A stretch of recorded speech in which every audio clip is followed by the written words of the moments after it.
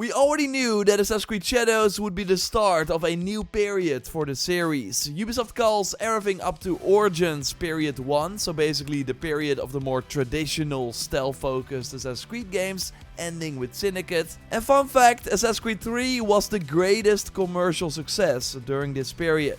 Then with Origins, Period 2 started with a bigger focus on keeping people in the games for longer thanks to more content at launch, but also regular updates after release with free and paid DLC. Now Assassin's Creed Shadows will be a similar experience and rollout to Origins, Odyssey and Valhalla, so all the games from Period 2, but will also be the real kickoff of Period 3, with Mirage simply being an appetizer for that. And we now got a lot of new leaked info about this third period. For one, it will take us back to a more aggressive release schedule, as we now learned that Ubisoft aims to put out 10 Assassin's Creed games in 5 years. Yes, that sounds like a lot, but it might not be as bad as it sounds. So really a ton to go over. Leave a like on the video if you are curious about the future of Assassin's Creed and if you want to support the channel, and let's go. What is actually crazy about this 10 games in 5 years is that right now it seems that 4 of these are already planned for 2025. Like Assassin's Creed Shadows, with the new release date of February 14th, is of course the one that will release first. But we now also learned, thanks to Tom Henderson, who has many sources inside Ubisoft, that Assassin's Creed codename Jade, a fully fledged mobile offering, has a tentative date in Q2 2025, so Q1 of Ubisoft's financial year 26. It should basically be out in April, May or June, and this game has been missing in action for a while. They did a pretty big test in the summer of 2023, and I got to play it at Gamescom 2023, and apart from some missing cutscenes, it already felt pretty content complete. But during Gamescom they promised a beta that then never happened, and we haven't heard anything about the game since, so seems like it will step into the light soon, and I actually got more excited for Jade now that we know that Shadows will be closer to Valhalla in terms of RPG elements, while Jade seems to be the Odyssey sequel that I always wanted. Now let's hope the monetization, which we know is focused on gacha elements, doesn't ruin it. And remember the Assassin's Creed 4 Black Flag remake that is being done by the Skull and Bones developers at Ubisoft Singapore. Talked about that in previous videos, and well, according to Tom Henderson, it was already scheduled to arrive in November 2025, yes, next year. Gameplay sent to Insider Gaming of the Black Flag remake under condition that it does not go public shows Edward Kenway sailing a ship on the upgraded Anvil engine. On Twitter he was asked if it looks okay, something he does not want to specifically say because it's subjective. Sure, but he does once again note that it's on the same engine as Shadows. Like, we already know that all the new technical enhancements they are introducing with Assassin's Creed Shadows will be used for future Assassin's Creed titles as well. I especially think the new wind tech would be really cool, not only so the trees and the water moves more realistically, but it would of course be awesome if this impacts the ship gameplay as well. Just like other weather effects and the cloud tech that look impressive in the Shadows demo they showed. Maybe we see more destructible environments or stealth enhancements based around hiding in the shadows and destroying lights. And even though Skull and Bones is one of the worst games I've played in a long time, it's hard to deny that it doesn't look good, especially the detailed ships. So an even prettier Black Flag could be really awesome 12 years after its original release. Now the fourth game for 2025 is seemingly Assassin's Creed Invictus, the standalone multiplayer title that we now, thanks to French YouTuber Jonathan, who has been right before, know a little bit more about. It's seemingly Fall Guys inspired, and when I read that I was like, oh no, I really had completely different expectations, as it's done by the For Honor and Rainbow Six Siege developers. But Tom Henderson does clarify it, saying that it doesn't look like Fall Guys, it's just an analogy used for the game loop. It's 6 rounds of different maps and game modes, with the lowest scoring player eliminated.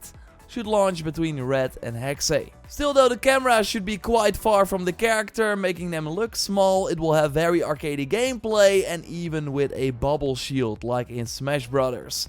Among the games we find a team deathmatch, another one is every man for himself, and a speed game where you have to go to luminous points scattered on the map. I really don't know who this is for. It sounds more like, hey, Fall Guys is a success, let's do this as well and smack the Assassin's Creed license onto it. Like, I thought it would be closer to For Honor, or a combination between that and the old multiplayer we had up to Black Flag. We of course have to wait and see how it shakes out. I'm curious to hear what you think in the comments down below, but yeah, we keep hearing that this is also planned for 2025, although we did learn that because of the Assassin's Creed Shadows delay from November to February, this will also impact the rest of the Assassin's Creed roadmap, so other projects will be moved too.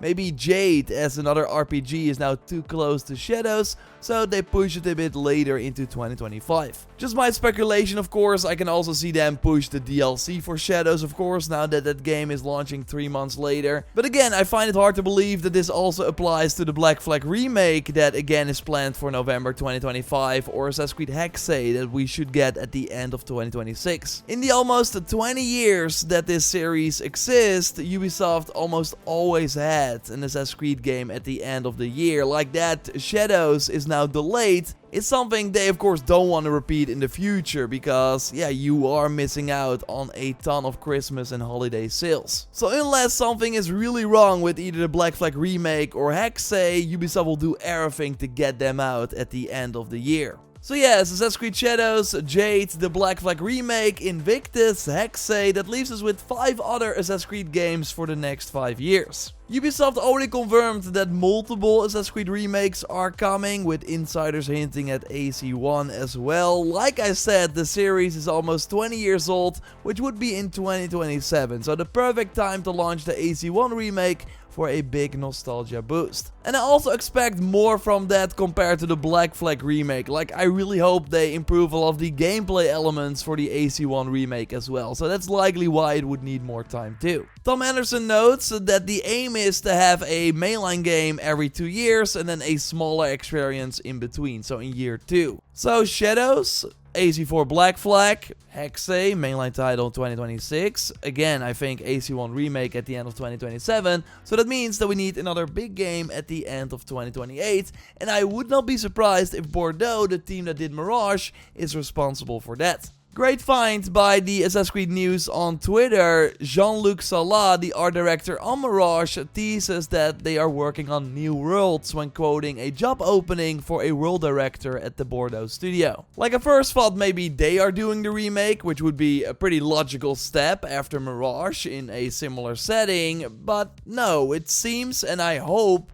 that they get to do a more traditional Assassin's Creed, but with the budget of the mainline releases, instead of the half-step that Mirage of course was. Other potential candidates could be titles that we discussed here before, also leaked by Insider Gaming. Project Nebula with 3 settings: India, Aztec Empire and the Mediterranean. This would be single player and made by Ubisoft Sofia, behind Curse of the Pharaohs, the Dawn of Ragnarok DLC and before that Rogue. Also, Project Raid seems to be in development, which is a co-op focused multiplayer game, and Assassin's Creed Echoes, another multiplayer title, but this using the Scholar technology, where they use the cloud to change things in the game and the world on the fly. So yes, 10 games in 5 years is a lot, but as you can see, the idea here for period 3 is to have most projects deliver a different Assassin's Creed experience to keep things fresh. But we of course have to wait and see if that will actually work out. And another important wrinkle to this is of course the current situation at Ubisoft, which is very dire, with even rumors that they might take the company private and maybe get more involved with Tencent. And if that happens, and if they maybe go do a big restructuring, then it could be that they decide to cut some of the teams and lay off a lot of developers and only focus on a few of the important Assassin's Creed games instead of the insane slate of 10 games. I will at least keep you posted here, of course, so subscribe for everything Assassin's Creed if you haven't already. Let me know what you think in the comments. A like would really help me out. And check out our previous video with Assassin's Creed Shadows info by clicking on the screen. I will speak to you soon. Goodbye.